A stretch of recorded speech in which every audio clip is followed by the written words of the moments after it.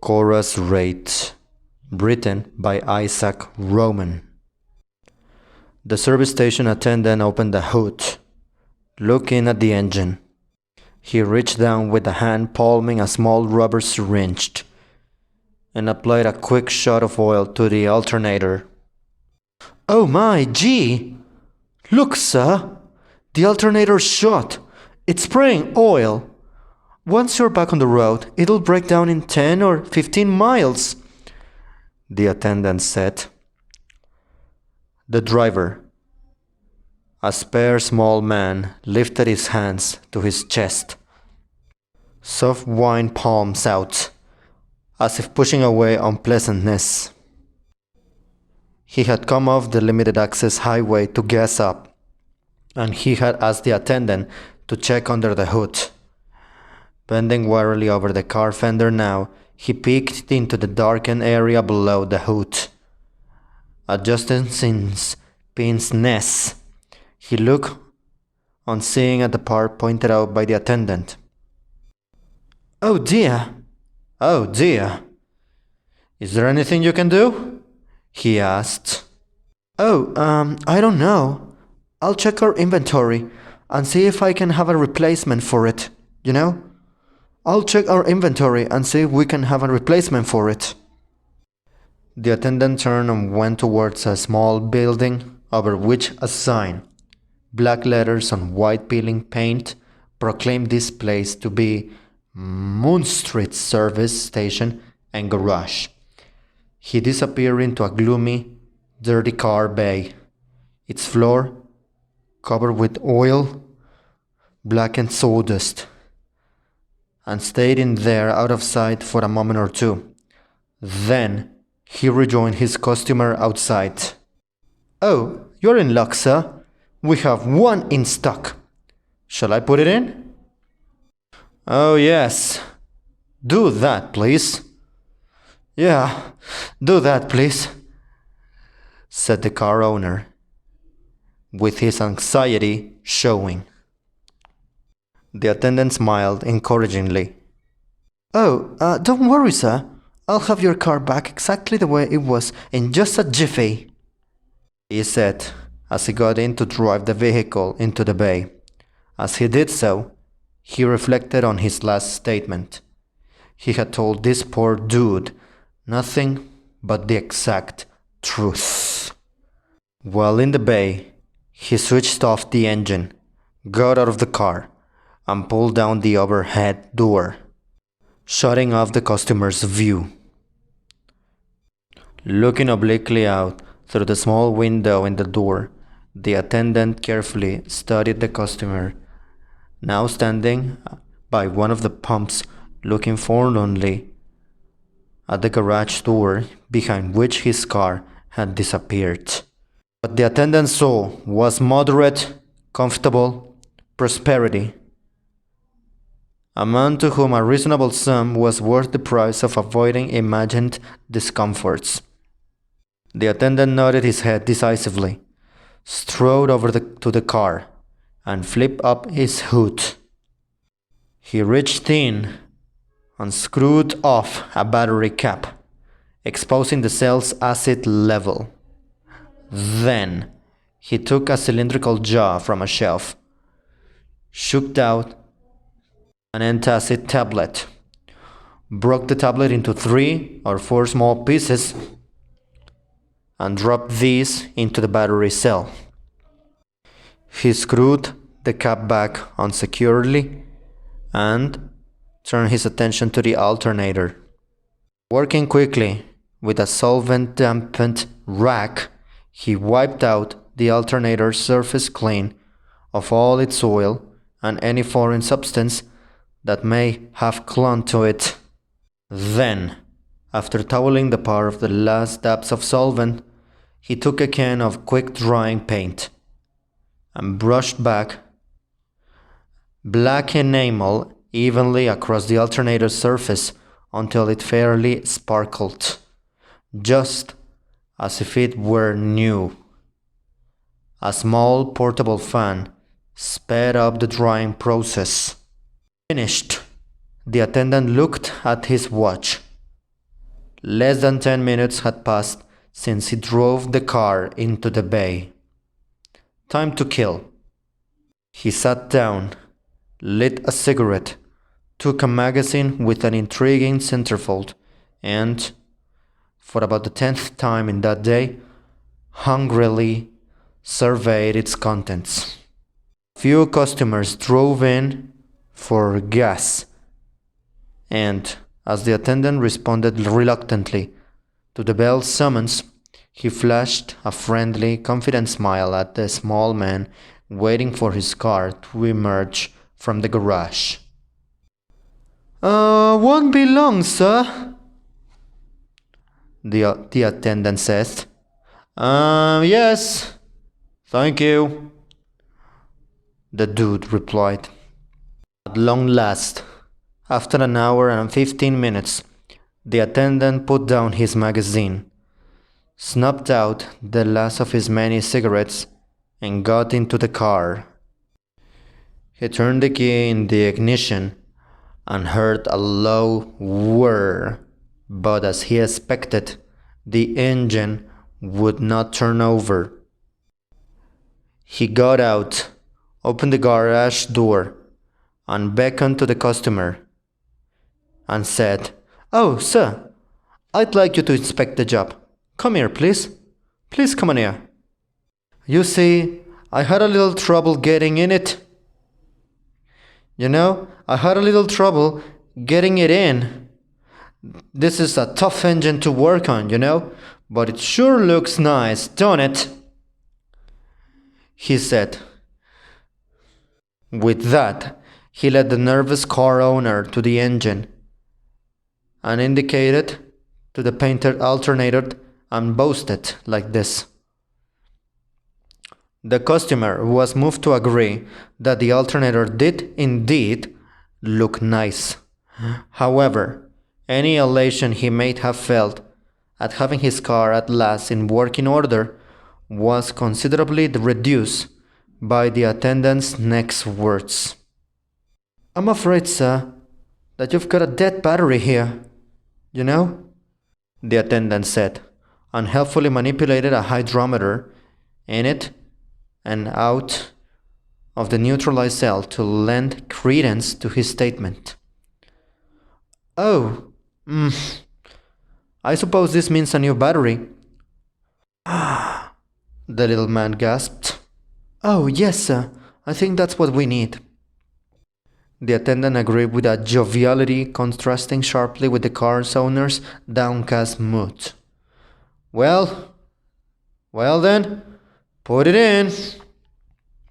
The attendant did so, and then labored a pencil stub over a sales slip before presenting the little man with a high three-figured bill. "Of course, that includes tax. The boss'll kill me, but I give you a break on the battery," the attendant said, and then put in those words magnificently. The other man took the bill and with unexpected crispness ticked off each item, totaled the figures to his satisfaction, and noted the absence of a garage letterhead on the bill, and said, "Well, yes, everything seems to add up properly." He went to his car, opened the door on the passenger side, and slid into the seat. He unlocked the glove compartment with a key that hadn't been on the same ring with the ignition key. From the compartment, he took a handy talkie, pressed the button, and spoke briefly into the radio's receiver. "All right then, this place checks. Come on in." He reached into the compartment once more and drew from it a pair of dark glasses and a snub-nosed revolver. The former he put on after removing his pince nez. The latter he pointed negligently at the attendant just as a Volkswagen microbus, tires screeching, pulled into the service stations. Jake Munstrid sat shivering in the small office of Sheriff Oscar Roche of the county in which the Moon Street service station and garage was located. Moon Street was shivering because he was barefoot. As a matter of fact, his only covering was a thin, warm blanket that inadequately covered his large frame. The blanket's nap-free pink surface harmonizing nicely with the fresh peeking through numerous worn spots. Next to him, in a state of identical dishabille, sat his employee, Pat Challoner, and also shivering. Jake was talking to the sheriff, whose attention was frequently distracted by sneezing fits brought under control only by the application of a great white handkerchief thrown full into and all over the face. Beside the sheriff, a police stenographer was juggling a steno pad upon which a network of meaningless squiggles had been impressed by a usually keen and careful hand, now rendered quivering and slack-wristed by the deep drama of what Jake Moonstreet had related. Around the walls, straining the capacity of the small office, were a number of uniformed deputies, probably every one the county employed, called in from their patrols to bear testimony firsthand on what would become known as the Moon Street ripoff. At any particular moment, one or another of them would be facing toward the wall, wiping eyes suddenly filled with tears, a shoulder shook in the throes of some uncontrollable emotion brought on by the narrative. All right, tell it again, please. Jake, come on, tell it again. Sheriff Rush begged, motioning towards the stenographer. I don't think Charlie here got everything. Come on, Jake, tell it again. Jake Moonstreet sighed, shivering a little more, and told his story all over again into the handkerchief face of the sheriff. Jake began to tell his story, and it was like this. Well, Sheriff, Pat there called me up and told me there was a customer down the station who wouldn't pay his bill until I come down personally and talked to him. When Pat told me how much the bill was, I got into my pickup and got right down there, you know. Well, when I got there, I saw a car, a late model Chevy, and a Volks bus with 4 guys standing around it, and all these guys wearing dark glasses. Pat motioned me into the office where I saw him standing with another guy, also with dark glasses on, you know. As I go through the door, the group around the Volks breaks up. 3 of them go into the garage, and the other steps behind me and jams a gun in my back. In my back. Now hold up. What's this? A hold up? Yes, I say. The guy with the gun almost loses it. In my back, and I get the idea that he wants me to keep moving. Okay, officer, please, sheriff, allow me to repeat this again. I say then, hey, what's this? A hold up? Let me continue now. The guy with the gun almost loses it in my back, and I get the idea that he wants me to keep moving. So what do? I got into the office. That's when I got a good look at the guy with Pat. A small guy with very clean hands, you know. I noticed that sort of thing in my business, you know. And that's where the story of Jake ended. And after it ended, one of the deputies asked, That tells you the guy doesn't know one thing about cars. Right, Jake? Is that what you're telling us? That tells me the guy can use my stations as per help if his car's in trouble, replied Jake loftily. After he said those words, he went on and said, okay then, so I gotta look at this guy's face. What there is of it, not hidden by the glasses, of course, and believe me, fellas, here's a hard case, a syndicate type. Why do you think a syndicate type, Jake? The sheriff asked. I bet they got some racket going, getting all of us honest operators out of business so they can set up a chain of rip-off stations, answered Jake, raising his voice somewhat to be heard all over the outburst of exuberance that greeted the word honest. Okay then. Has the syndicate approached you? Offered to buy you out? This is the way they usually operate, said one of the sheriffs. Well, no, Sheriff, but what else could it be? Asked Jake. Well, I don't know, Jake. I really don't know, but go on with your story, the stenographer said. And after the stenographer had said those words, Jake continued saying, alright, so the guy with the gun in my back steps around and cleans out the register. He puts everything, bills and change, even checks, into a bag with a lock trap. After he snaps the locks on the bag, he gives it to Mr. Hardface. But just then, another one of them comes in and says, all set.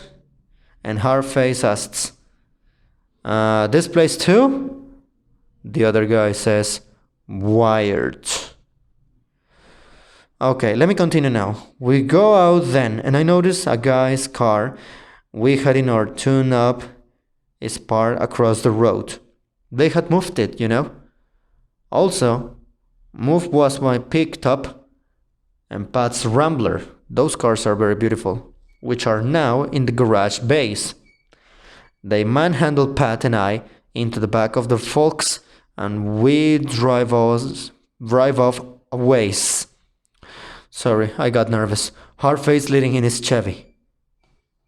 One guy stays behind hidden in back of an embankment, and when he's sure no cars are passing on the road, he pushes down a detonator he's got, and up goes my station. Boom! Office, garage, gas pumps, the whole smear. Oh my god. Okay, and now tell us what happened after that, the sheriff urged. Okay, so after the explosion, they drive like hell into town, through the business district and out into that new housing subdivision, Jake said. Oh, Warrington Heights, right? The place where all the fat bankrolls go to rest up after a hard day in town, the sheriff clarified. Oh yeah, that's it. On the way here, the guy with the gun tells us to undress. Like, completely. He's got a good argument in his hand, So we do as he tells us. And then they put us out right there in the middle of that Heights place. Oh, but without a stitch on, Without any clothes? Queried the sheriff, busily working his handkerchief again. Oh, yes, right, naked as jaybirds. But you'll catch 'em, won't you, Sheriff? I gave you their license numbers and I got another lead I didn't tell you before. Something like a clue, Jake inquired and said hopefully. And after that, the deputies asked, what's that? I think a dame runs the gang, I heard one of the guys mention her name. Cora, I think. He knows he said something out of school because he climbed up pronto. Maybe this Cora dame was one of them disguised. But hey, you'll catch him, won't you? Jake Moonstreet looked eagerly at the sheriff. Well, to be honest, I don't know.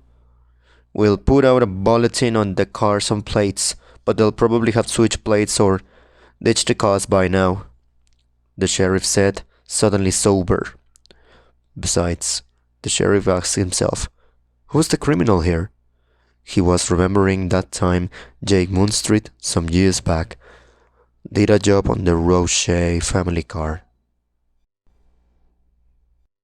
The small man, once in his motel room, pulled his suitcases off the overhead rack, opened them on the room's single bag, and then he began packing.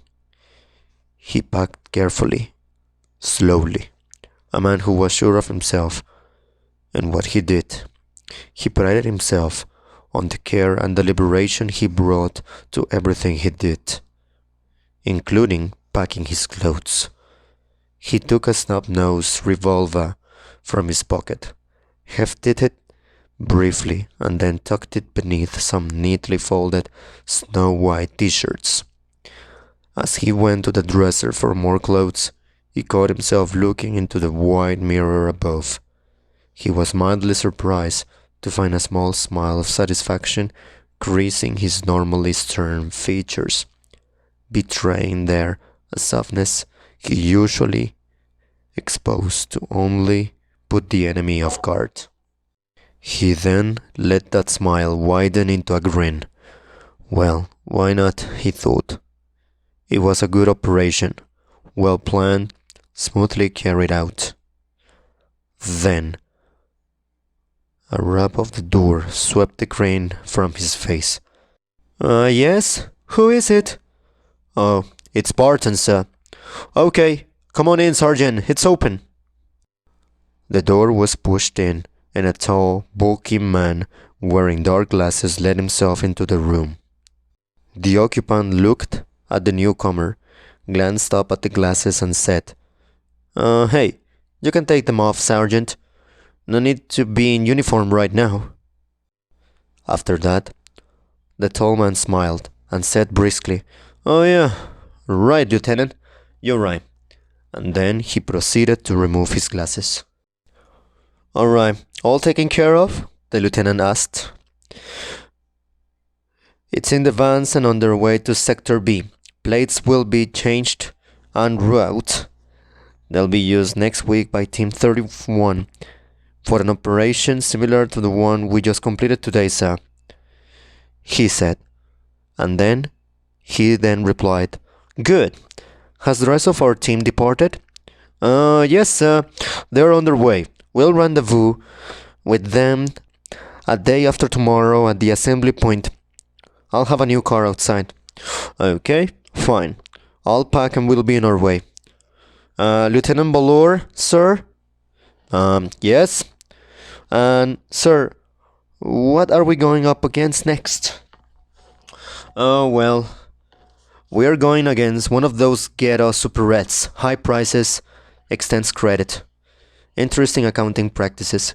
We'll meet the research squad tomorrow and hammer out the plan with them before the operations squad arrives the next day. This will be Team 17's last action before we shut down for a month with our families. Okay, that sounds splendid. Well, there's precious little family life once you are on the consumer reaction army. And then, the lieutenant turned on Sergeant Barton, his face hard as when earlier, revolver in hand. He had a face. Pat Challoner, the service station attendant. Sergeant! Valor snapped.